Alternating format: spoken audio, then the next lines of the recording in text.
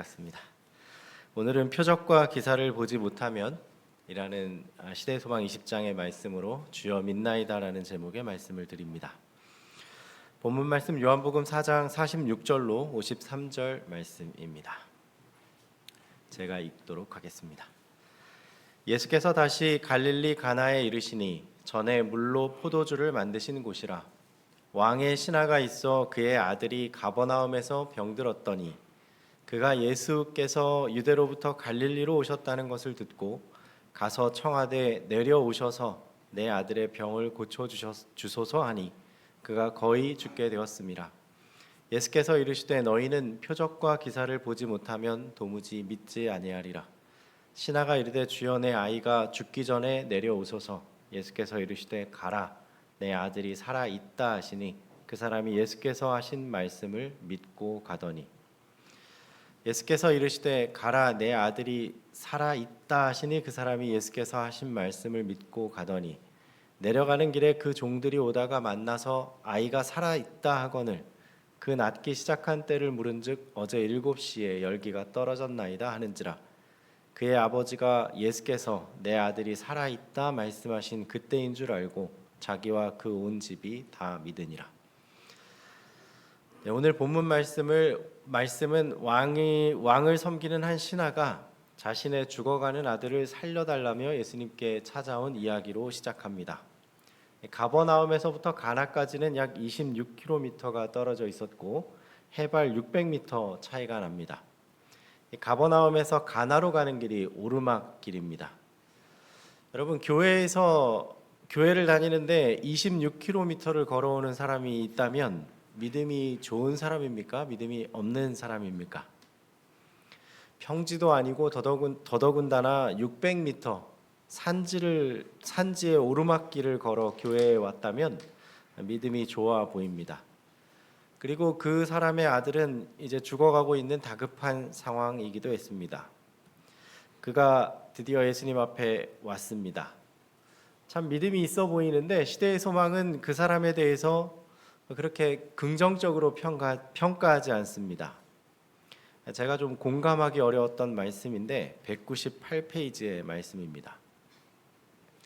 이 왕의 신하는 그 나라의 많은 사람을 대표했다. 그들은 이기적인 동기에서 예수에 대하여 관심을 가졌다. 아들을 살리려고 26km 오르막을 걸어온 사람을 시대의 소망은 이기적이라고 표현하고 있습니다. 같은 장에 이기적이라는 표현이 한 번 더 나오는데 그 신하에게 하신 구주의 말씀은 섬광처럼 그의 마음을 적나라하게 드러냈다. 그는 예수를 찾는 자기의 동기가 이기적이었다는 것을 깨달았다.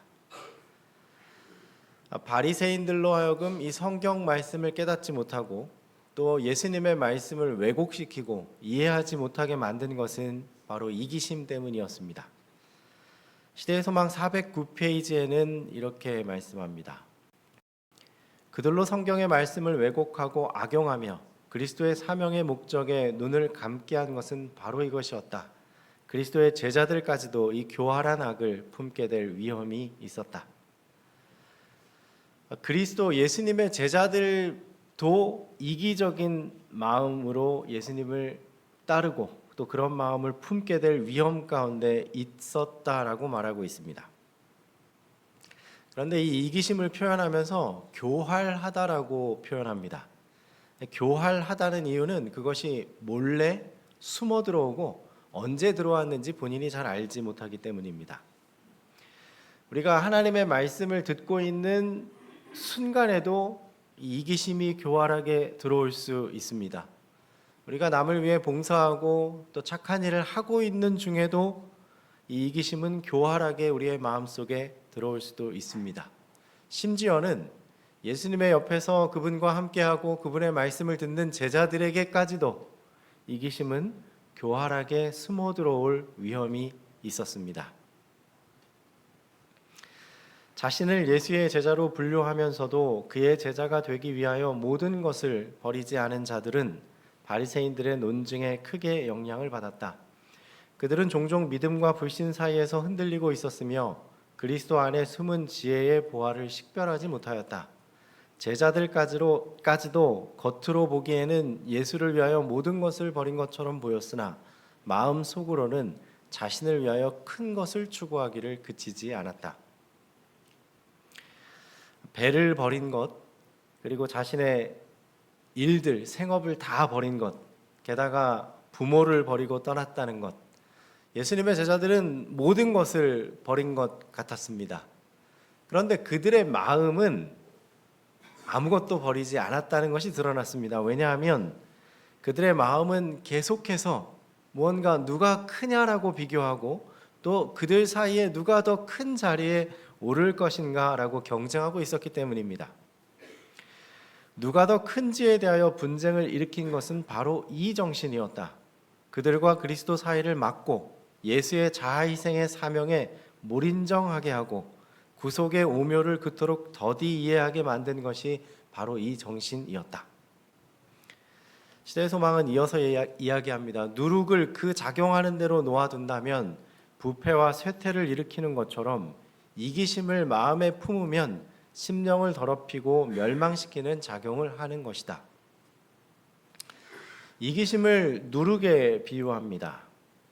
이기적인 정신이 내 마음에 있으면 그것은 점점 나를 더럽히고 파멸시키는 작용을 교활하게 눈에 보이지 않게 이루어낸다는 것입니다.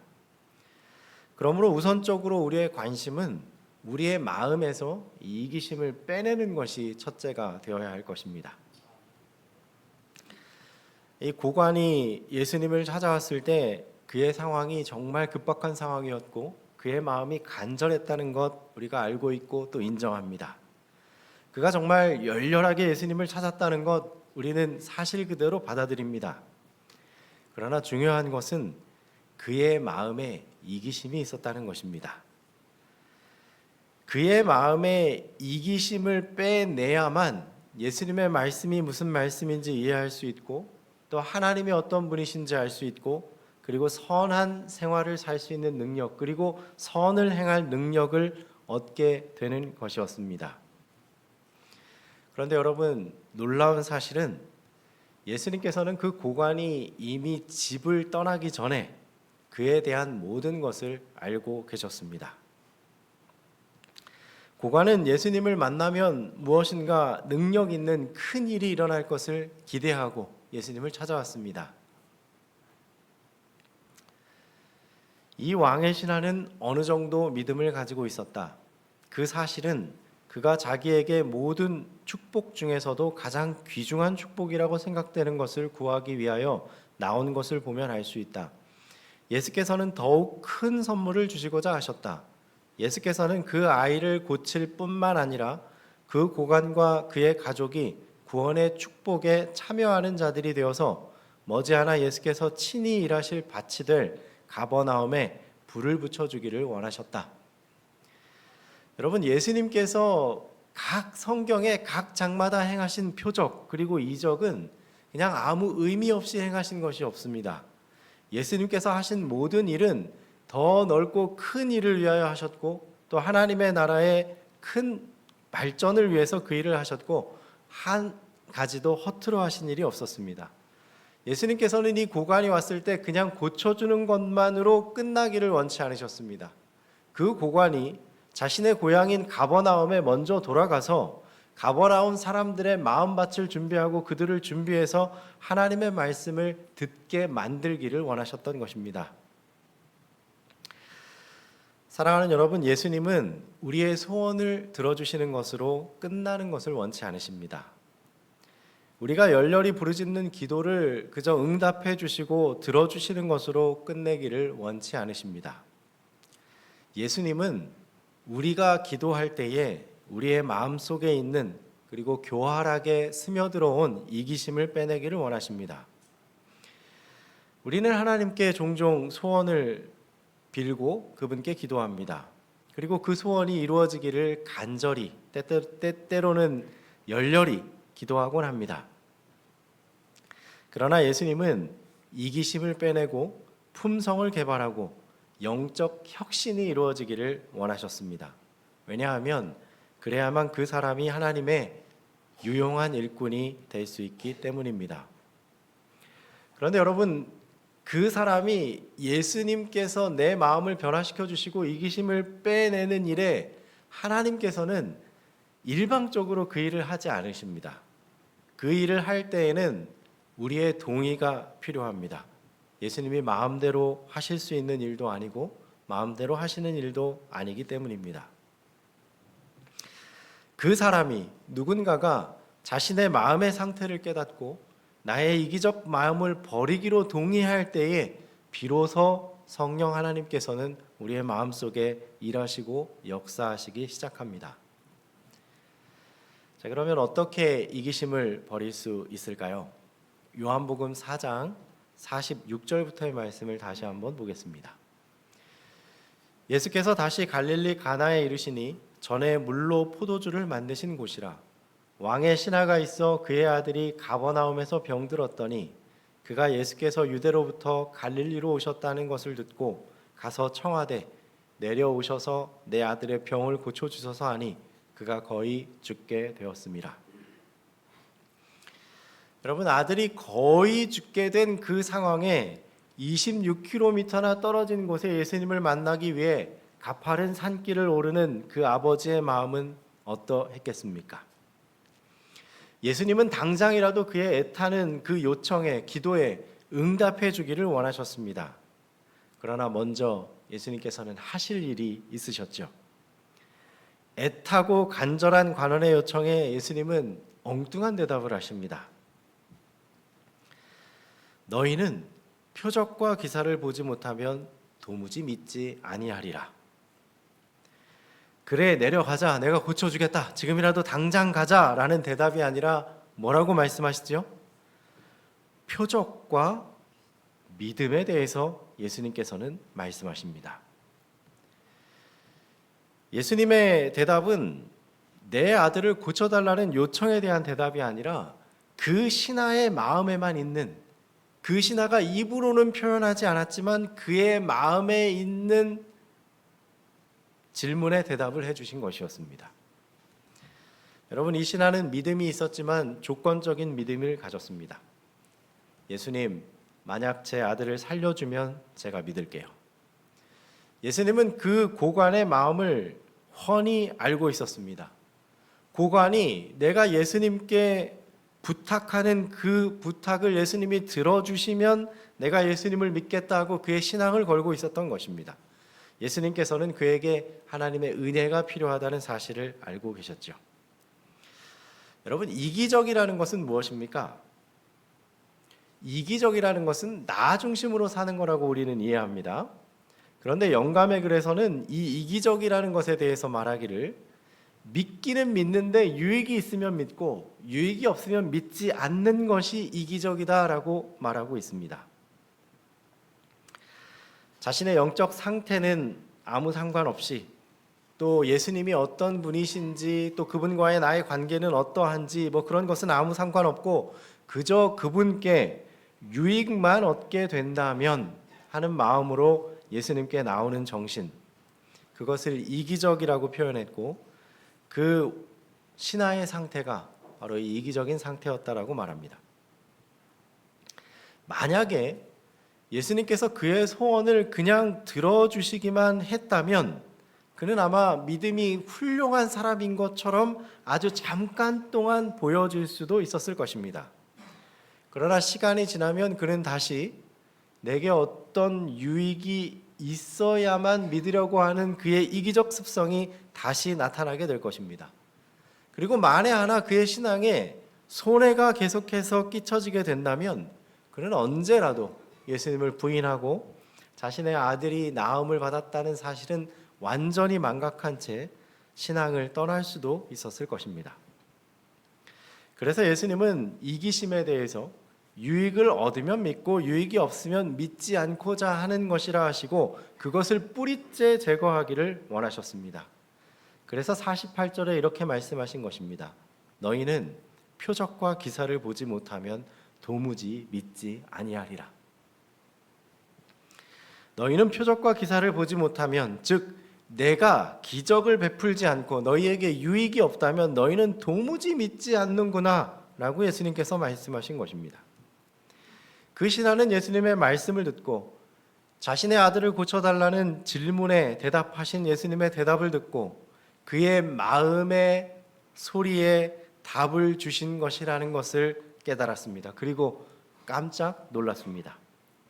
예수님께서 이미 자신의 마음을 알고 계시고 자기가 어떠한 생각으로 신앙을 하고 있는지 알고 있었기 때문입니다.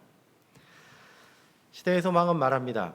그 신하에게 하신 구주의 말씀은 섬광처럼 그의 마음을 적나라하게 드러냈다. 그는 예수를 찾는 자기의 동기가 이기적이었다는 사실을 깨달았다. 그의 흔들리는 믿음의 실상이 그의 앞에 드러났다. 심한 비탄 속에서 그는 자신의 의심이 아들의 생명을 희생시킬지도 모른다는 것을 깨달았다. 이 신하는 이제 뭘 깨달았죠? 자기 앞에 있는 그분이 내 마음을 통찰하고 계신 위대하신 분이라는 것을 깨달았습니다. 그리고 자신이 이 이기적인 신앙을 버리지 않는다면 자신의 아들의 생명을 잃게 될 수도 있다는 사실을 깨닫게 되었습니다. 그는 당장에 자신의 이기적인 태도를 버리고 자기의 아들의 생명을 살려달라고 간절하게 요청하게 됩니다. 그래서 시대의 소망은 그 후에 그의 믿음을 이렇게 표현합니다. 그는 괴로워하는 탄원으로 주여 내 아이가 죽기 전에 내려오소서라고 부르짖었다. 그의 믿음은 마치 야곱이 천사와 씨름하면서 당신이 내게 축복하지 아니하면 가게 하지 아니하겠나이다 라고 외쳤던 때와 같이 그리스도를 굳게 붙잡았다. 그 신하는 그리스도를 굳게 붙들었다라고 선언합니다. 시대의 소망은 그가 야곱처럼 승리했다라고 말합니다. 그는 야곱처럼 승리하였다. 구주께서는 자기에게 매달려서 심히 필요한 것을 간청하는 영혼을 물리칠 수 없으시다. 예수께서는 말씀하셨다. 가라, 내 아들이 살았다. 그 신하는 전에 결코 맛보지 못했던 평화와 기쁨을 가지고 구주가 계신 곳을 떠났다. 마음속에 이기심이 내어 버려지고 하나님에 대한 신앙이 순수하게 되고 그분만 붙들고 메어 달리고 그분을 붙잡았을 때 예수님께서는 짧게 말씀하셨습니다. 내 아들이 살았다.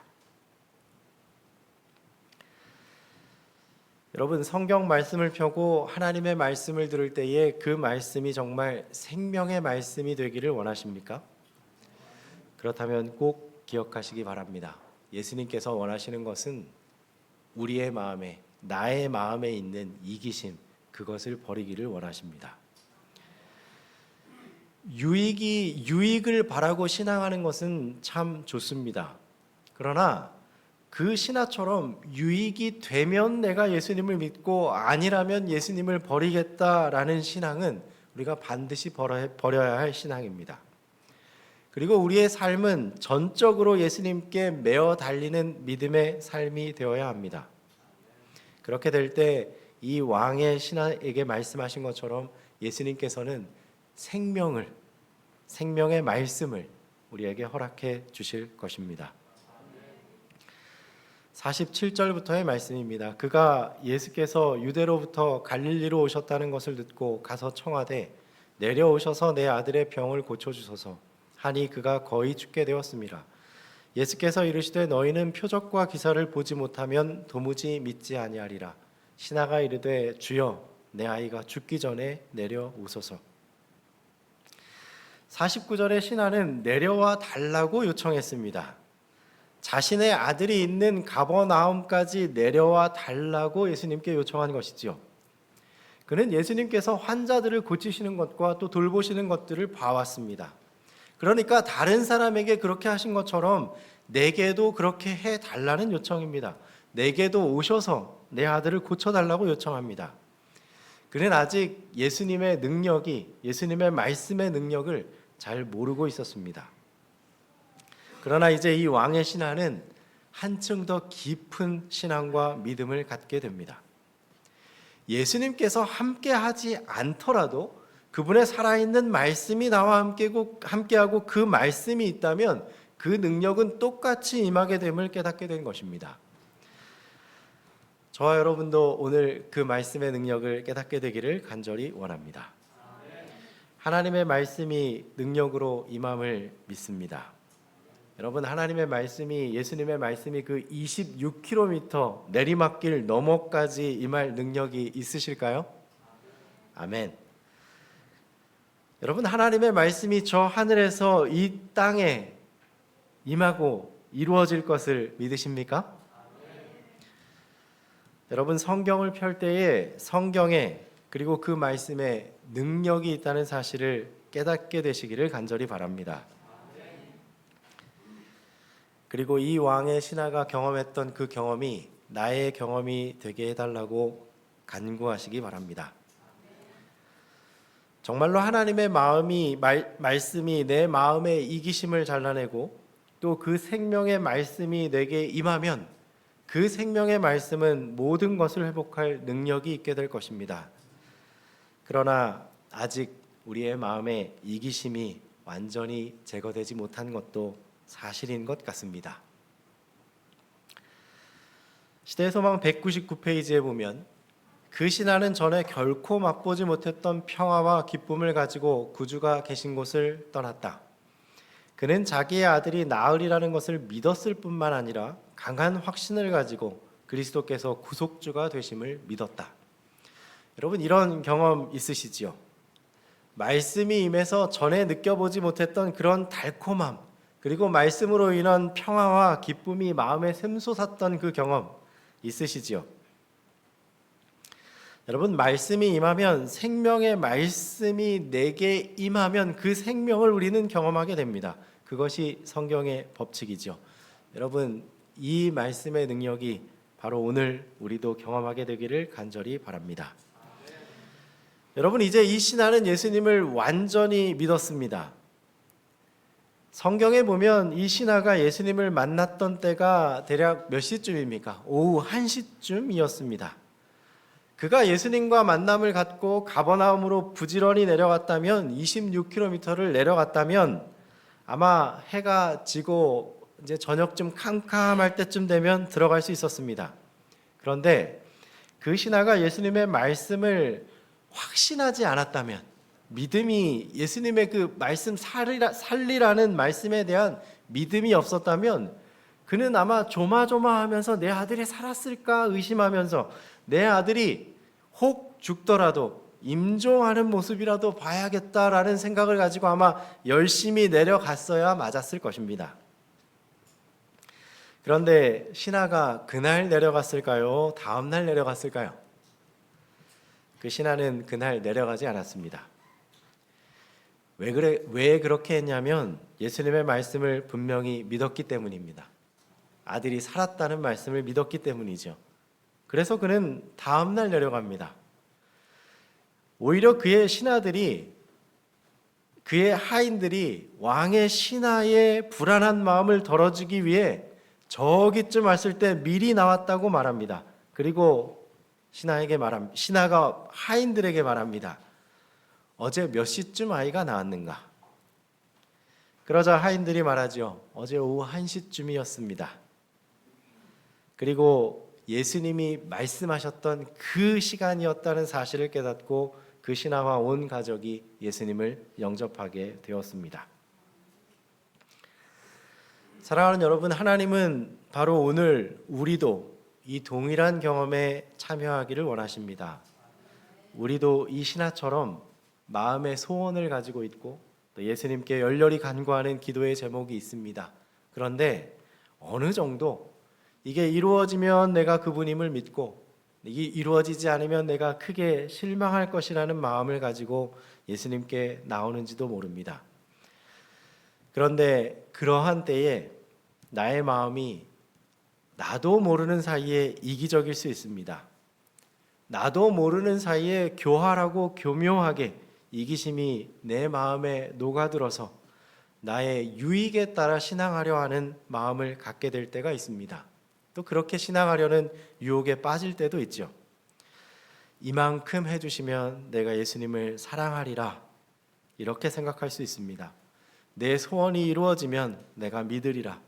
그러나 반대로 내 삶이 어려워지고 낙담 가운데 빠지면 내가 원망하며 그분을 향한 헌신을 멈추고 그리고 내가 그분께 기도하는 것을 멈추리라는 유혹에 빠진 경험도 있을 것입니다.